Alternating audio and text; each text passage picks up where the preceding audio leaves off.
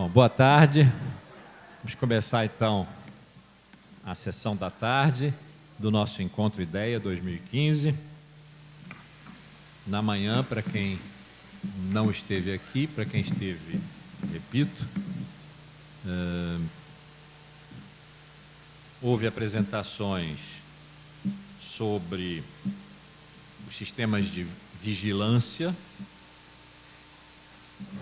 Fernanda Bruno, drones e algoritmos vigilantes, sobre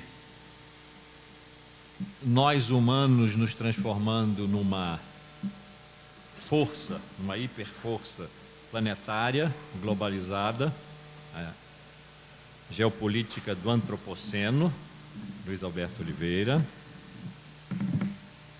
Paulo Vaz, sobre novas formas de subjetivação no contemporâneo, da confissão ao testemunho, narrativas autobiográficas contemporâneas, e eu, Márcio Amaral, tentando fazer o ensaio do ensaio de um possível diálogo entre o momento moderno, pós-moderno em que nós vivemos e o passado que não lhe deu origem e, no entanto, está no seu passado. Então foi Baudrillard, Nietzsche, Sócrates, Nietzsche, Baudrillard. Agora, à tarde, nós vamos ter, pela ordem, o professor Fernando Fragoso. Todos são professores da Escola de Comunicação e pesquisadores do IDEA. Professor Luiz Alberto Oliveira, que eu tentei trazer e tentou ouvir como professor visitante para a ECO, mas para ser professor visitante na ECO ele tinha que se demitir previamente do CBPF, o que obviamente não faria o menor sentido, mas que é o pesquisador associado do núcleo mais inicial do IDEA. Então, todos professores da ECO e todos pesquisadores do IDEA. O professor Fernando Fragoso, que vai apresentar o tema Heidegger e a Arte em 3 quadros. Em seguida, o professor Henrique Antum, Na Medida do Impossível, Fábrica Social e a Produção de Gente. E o professor Maurício Lissovski, Para Onde Foi a Senzala? Tropos da Raça na Fotografia Brasileira. Então, começando, dou a palavra ao professor Fernando Fragoso, aos quais passarei a me referir como o Fernando, o Henrique e o Maurício. Todo mundo já sabe que eles são professores e pessoas de respeito.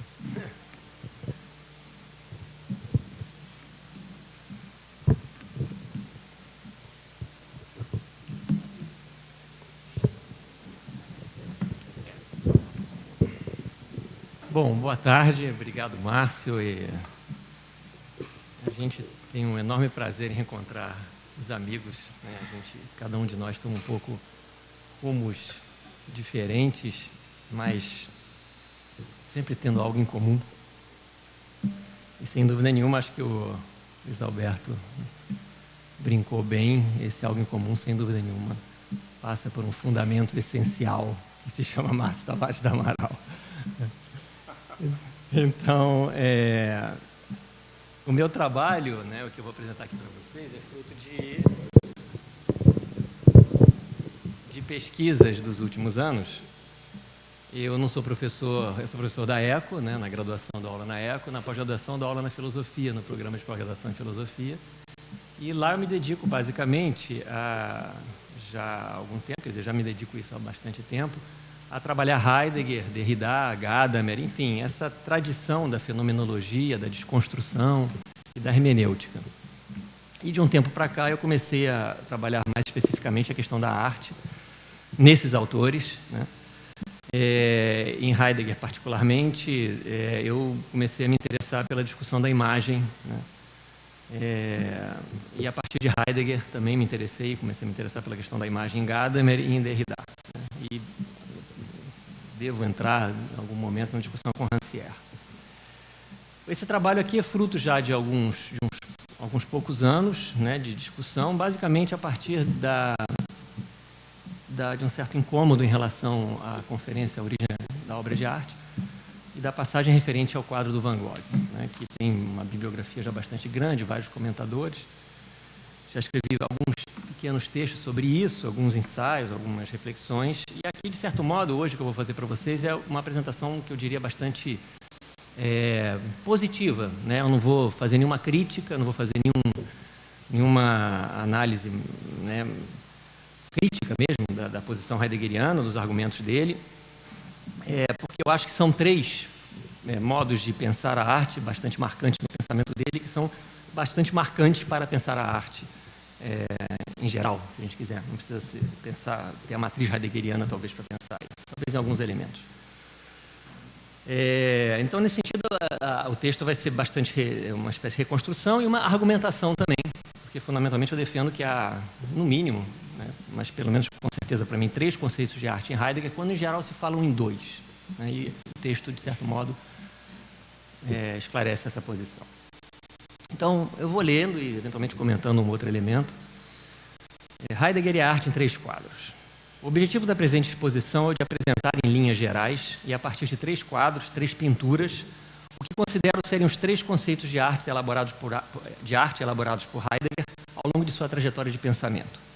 Digo bem 3 e ponho ênfase nesse número, porque em geral a questão da arte em Heidegger é pensada, tal qual faz Julian Jung em seu Heidegger's Philosophy of Art, que é um texto meio que canônico sobre a discussão da arte em Heidegger, como sendo fundamentalmente marcado por 2 grandes paradigmas. Por Jung, por exemplo, denominados de paradigma grego e paradigma moderno. Concordando com Jung quanto a essa divisão e quanto a essa caracterização da arte em Heidegger em seus 2 grandes paradigmas, vou contudo discordar de Jung no que tange à irrelevância por ele proposta da famosa passagem sobre o quadro de Van Gogh na Conferência sobre a Origem da Obra de Arte, e assim propor que há um terceiro conceito de arte no pensamento de Heidegger. De fato, para Jung, por mais que um sem número de comentadores tenha se debruçado sobre ela, a passagem referente ao quadro de Van Gogh, na medida em que é incompatível com o que está em jogo na conferência, a saber, a caracterização do paradigma grego, ou do que Heidegger chama de a grande arte, não passa de um devaneio, e é nesse sentido, para Jung, completamente irrelevante.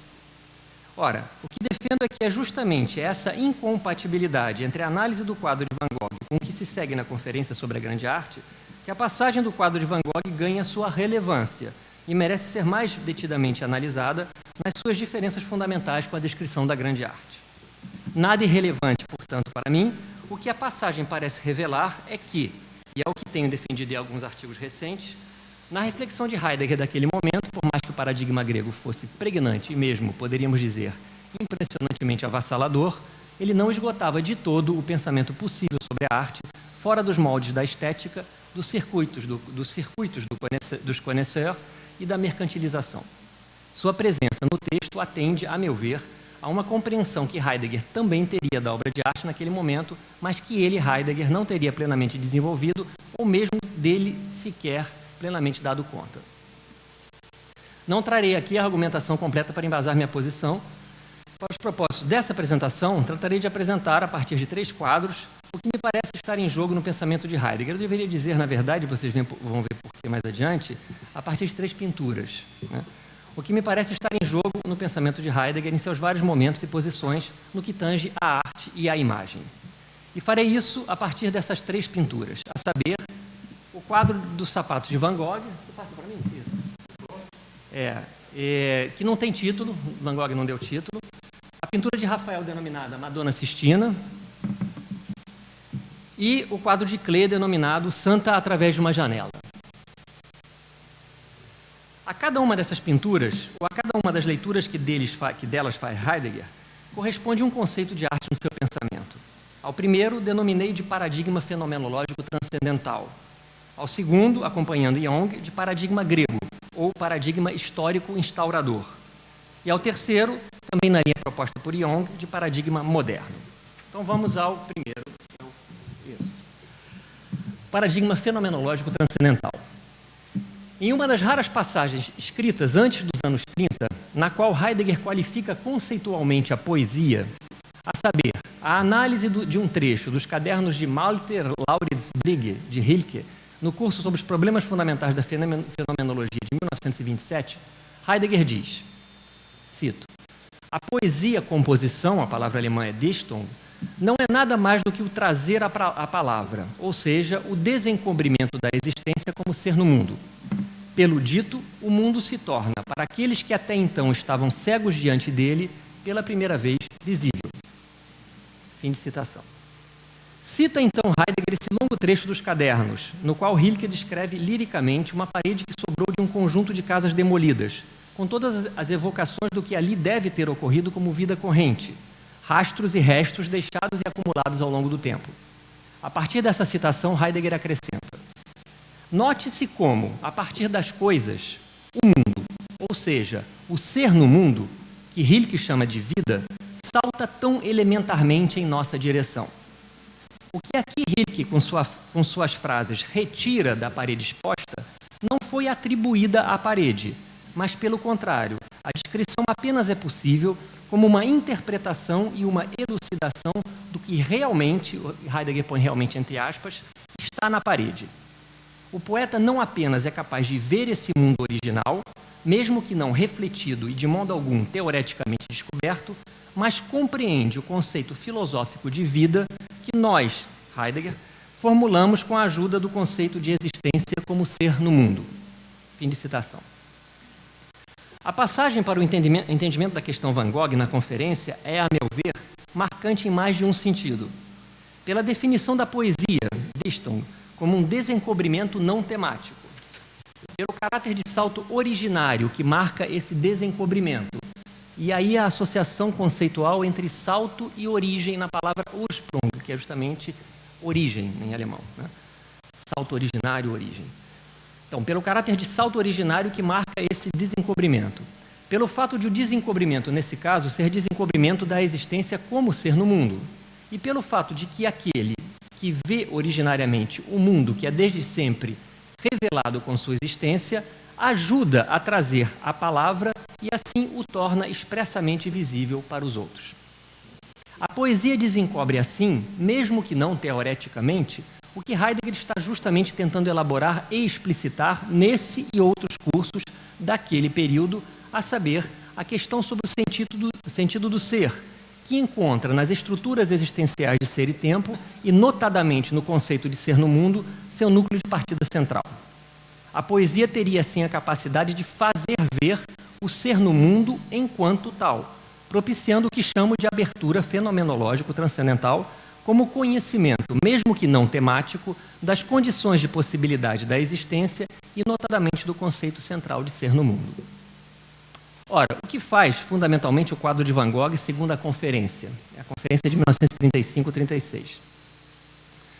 Após a passagem lírico-poética sobre os sapatos da camponesa, que se inicia com o famoso, ou pelo menos famoso para quem lê, né, ou leu a conferência, da escura abertura do gasto interior do sapato, e a proposição segundo a qual a confiabilidade é o ser do utensílio, Heidegger propõe que a pintura de Van Gogh é o abrir-se daquilo que o utensílio, o par de sapatos de camponês, na verdade é.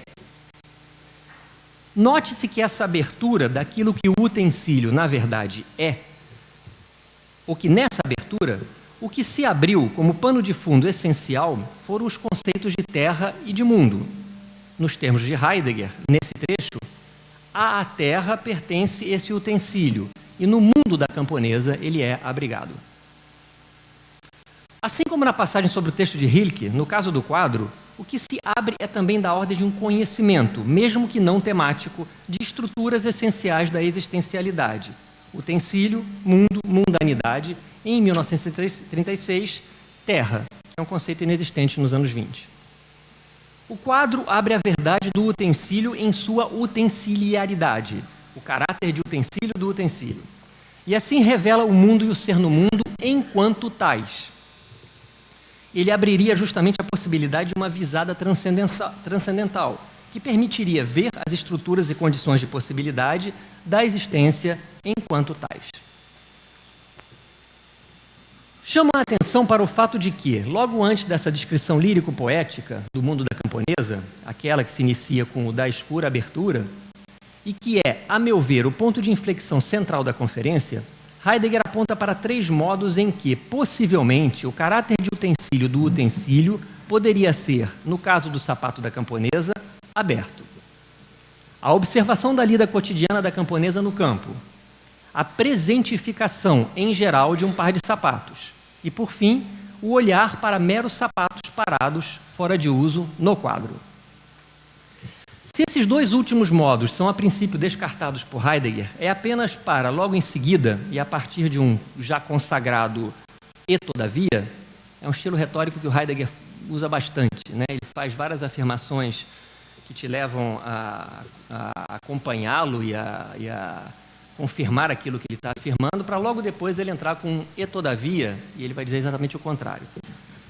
Então, é apenas para logo em seguida, a partir de um já consagrado e todavia, desdobrar a partir da contemplação do quadro, ou seja, a partir do último modo do abrir-se proposto, o advento lírico do mundo da camponesa. É de se notar que os 2 outros modos do abrir-se da essência da utensiliaridade são, a princípio, também viáveis. A observação direta do uso do instrumento em seu âmbito de uso é justamente o procedimento adotado por Heidegger em Ser e Tempo, na análise da teia referencial instrumental do martelo. Análise essa que visa justamente, a partir da referencialidade estrutural conjuntural do martelo, atingir o conceito de mundanidade do mundo. Do mesmo modo, a presentificação de um utensílio é o processo utilizado por Heidegger para desdobrar o conceito de mundo, por exemplo, no curso de 28 e 29, denominado Introdução à Filosofia, a partir de um pedaço de giz. O texto do Heidegger, ele vai mostrando o giz, né? Ele vai dizendo, olhem esse giz, vejam o que ele é, olhem ele de vários lados, o que é esse giz? Ele vai tentando desdobrar o conceito de mundo a partir do giz. Ele faz isso também com a cátedra, né? O local onde se davam os cursos. Ele também tenta mostrar essa teia referencial de instrumentos a partir de um objeto específico. Em outras palavras, não apenas o colocar-se diante da pintura de Van Gogh permite que um tal abrir-se se dê, tal como mostram as descrições fenomenológicas de Ser e Tempo e do Introdução à Filosofia. Nesse sentido, poderíamos dizer que esses 3 modos do abrir-se da essência do utensílio se equivalem. Colocar-se diante do utensílio em uso, presentificado ou em uma apresentação ou representação figurativa, é o termo que o Heidegger usa para qualificar o quadro do Van Gogh, seriam, no que tange a seu resultado, me parece de fato equivalentes. É a mundanidade do mundo e a essência utensiliar que se anunciam em todos esses casos. O ponto de partida desse abrir-se, em cada caso, contudo, variou. O martelo em seu uso, o giz presentificado e a imagem do sapato no quadro. Mas, em todos os casos, o que se abriria é da ordem de uma visada transcendental, fenomenológica transcendental, que permitiria ver as estruturas essenciais da existência, suas condições de possibilidade. Eu passo agora para o segundo paradigma, que o Jung chama de paradigma grego e que eu também chamaria de abertura histórico-instauradora.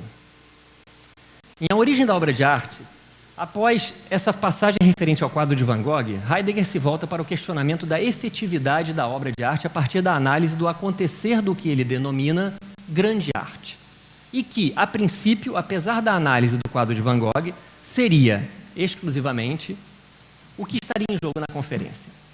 A passagem do quadro é considerada uma alusão, uma indicação, a partir da qual teria sido obtida não apenas a essência do utensílio, mas também, e principalmente, a essência da arte como pôr-se em obra da verdade doente, como doente separado, né? Da verdade doente, como acontecimento da verdade. Heidegger encerrando essa passagem sobre o quadro com as seguintes conclusões. Na obra acontece esse abrir, o desencobrir, a verdade doente. Na obra de arte, a verdade doente se pôs em obra. A arte é o pôr-se em obra da verdade. O interessante é que só em português que nós temos esse problema, né? A verdade doente. Mas por isso podemos falar de uma coisa que ninguém fala, que é o adoecimento da verdade. Não, é maravilhoso. Exatamente, é isso que é interessante. Claro, não, isso totalmente. Todas essas conclusões serão válidas também para a grande arte, a obra templo. a obra Templo, diz Heidegger, põe em obra a verdade doente. É acontecimento da verdade, é desencobrimento. No entanto, no caso do templo, há outro elemento essencial. E aí cito Heidegger. Soerguendo-se em si, a obra abre um mundo e o mantém em estada reinante. Ser obra significa instalar um mundo. Nas palavras de Jung, a definição para o conceito de grande arte ou de paradigma grego é a seguinte: a grande obra é algo que traz o mundo do fundo velado da claridade da saliência, do fundo velado à claridade da saliência. Permite que ele seja transparente à terra, de modo a aparecer como sagrado, e assim se imponha e reúne toda uma cultura para dar testemunho da relevância luminosa do mundo que acontece na obra. Em que pese o uso do termo cultura nesse contexto, que não é um termo heideggeriano, o que está em jogo nessa definição é a caracterização da abertura de mundo, que em Heidegger pode ser associado ao conceito de cultura da antropologia, mas, enfim, teria que fazer um trabalho em torno disso. Em que pese esse uso do termo cultura, o que está em jogo nessa definição é a caracterização da abertura de mundo que a obra instaura sobre o abismo suportante, sagrado e misterioso que é a Terra, fundando assim o devir de um povo, constituindo-o nessa fundação. O poeta aqui, como artista da palavra, é privilegiado por Heidegger, mas o sentido central que Heidegger visa é o da poesia como um produzir, um trazer adiante, que instaura propriamente sentido e, assim sendo, engloba o advir da obra, da arte em geral.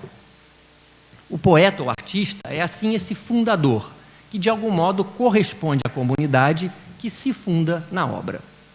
Evidentemente que está clara a diferença em relação à primeira análise que ele faz, a análise que ele faz do quadro Van Gogh. Quer dizer, no caso, o Van Gogh não é um fundador. A pintura dos sapatos não fundam, a pintura não funda nenhum mundo, né? Não é um templo, né? Então, assim, o poeta artista ali é aquele que desvela um conhecimento que eu chamei de transcendental, né? Nesse caso aqui, o poeta é um instaurador de sentido que funda uma comunidade. No âmbito da conferência, quando se trata da grande arte, Heidegger não menciona nenhuma pintura específica, mas é de se notar que chama a atenção para a escultura dos deuses e especifica que, cito Heidegger, o templo, em seu erguer-se aí, dá às coisas pela primeira vez a sua face e aos homens o ponto de vista sobre si mesmos. Essa vista permanece aberta por todo o tempo em que a obra é obra, por todo o tempo em que o Deus não lhe tiver fugido. Assim é também com a imagem do Deus, que o vencedor lhe consagra na arena de combate. Ela não é nenhuma cópia figurativa com a qual se conheceria mais facilmente como se parece o Deus, mas sim é uma obra que deixa o próprio Deus se presentificar e assim é o próprio Deus. Fim de citação.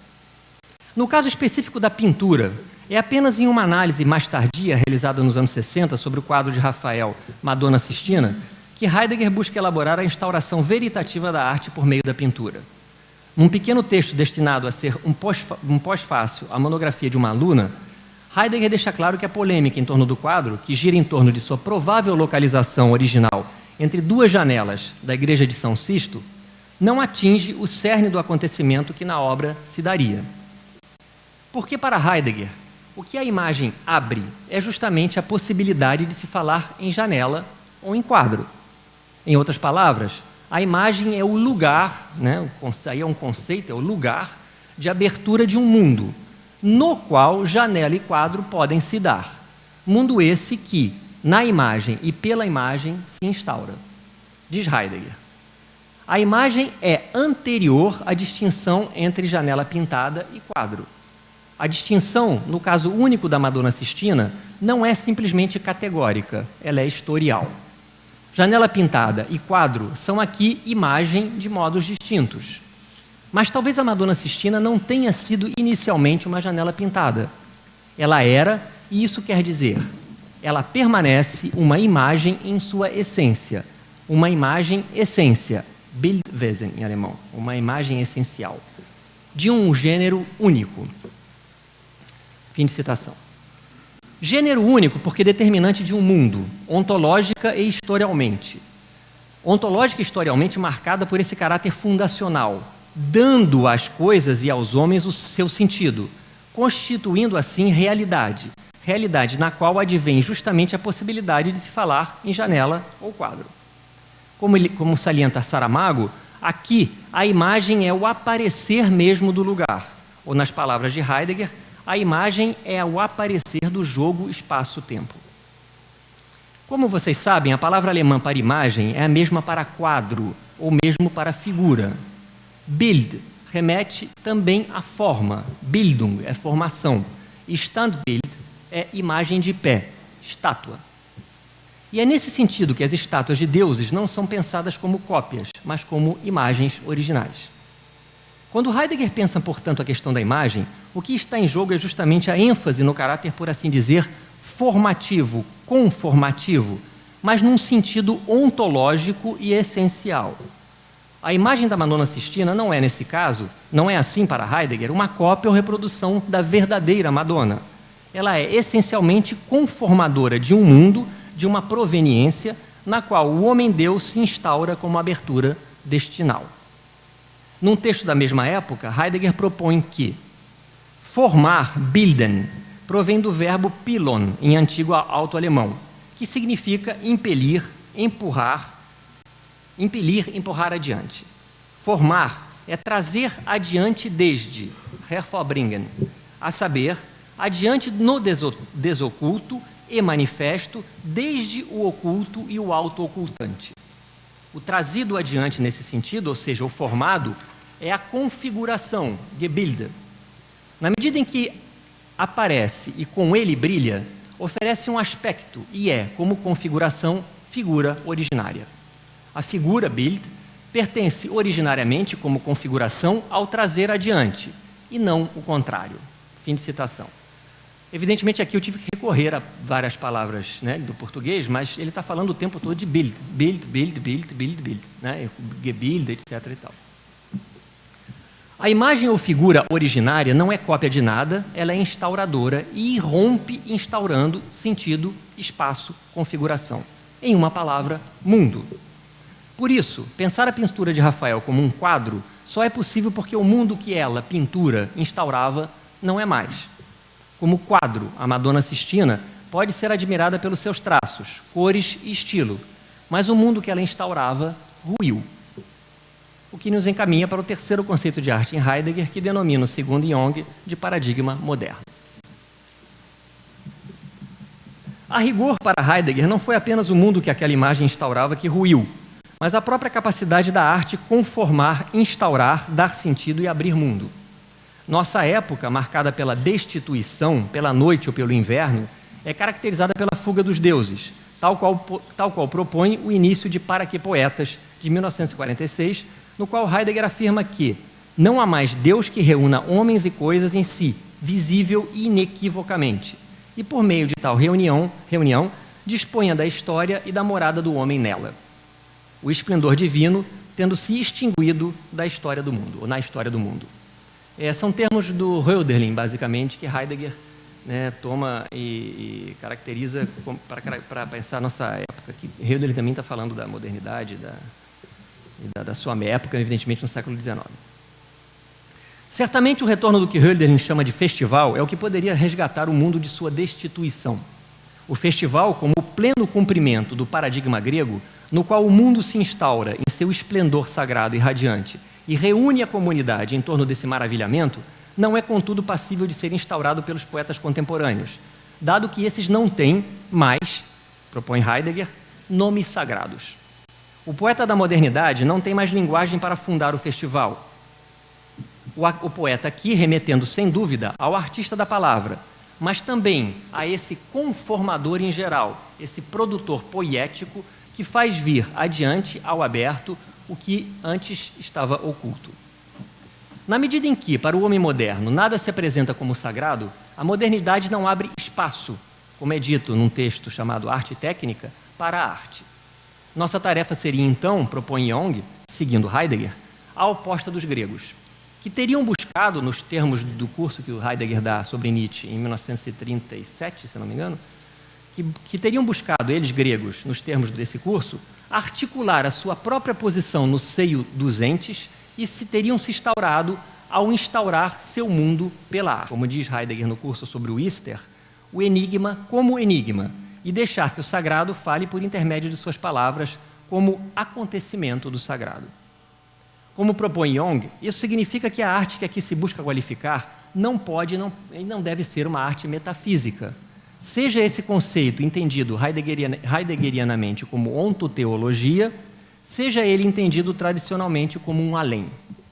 Assim, a arte que o paradigma moderno visa é aquela que tematiza o outro lado do mundo sem torná-lo o mais alto membro do mundo, e tematiza o outro dos entes manifestos sem cair na armadilha de torná-lo mais um ente oculto. Prossegue Jung. O que isso significa é que a arte que supera a metafísica será uma tematização que não é uma representação. Pois assim que o pensamento representacional entra em jogo, um pensamento que é limitado e confinado a um horizonte que articula a realidade em um mundo inteligível de entes, o que é tematizado se torna reificado em um ente. Agora sou eu. A realização dessa proposição teria sido efetivada por alguns poucos artistas contemporâneos, dentre os quais Paul Klee.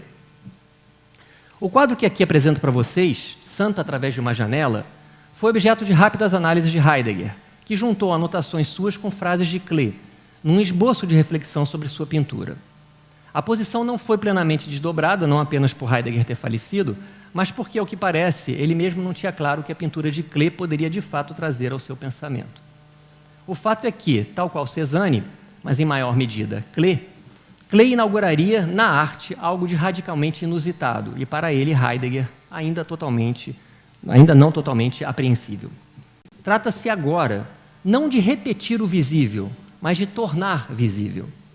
Nesse sentido, Klee buscaria realizar, palavras de Klee, uma deformação do mundo das aparências naturais, a fim de fazer aparecer o originário na imagem. O termo é do Klee, Urbildliche, o originário na imagem, chegando ao coração da criação. Para Heidegger, não se trataria, nesse movimento, de criar um novo mundo, mas de fazer aparecer o outro dos entes, o que não aparece na manifestação, a abertura, o trazer adiante enquanto tal. Semi-abstrata, nos próprios termos de Klee, sua pintura, na medida em que apresenta poucas indicações, deixaria ver o aparecer enquanto tal. Essa diafania, sua indefinição imagética, a concomitância de diversas imagens, faz assim com que Heidegger veja em Klee um artista para os tempos modernos, nos quais, segundo ele, Heidegger, o excesso de certezas e a disponibilização de tudo o que há pela técnica afasta o homem da perplexidade e de sua essência, como aquele que é entregue ao aberto, ao possível e ao mistério. Muito obrigado.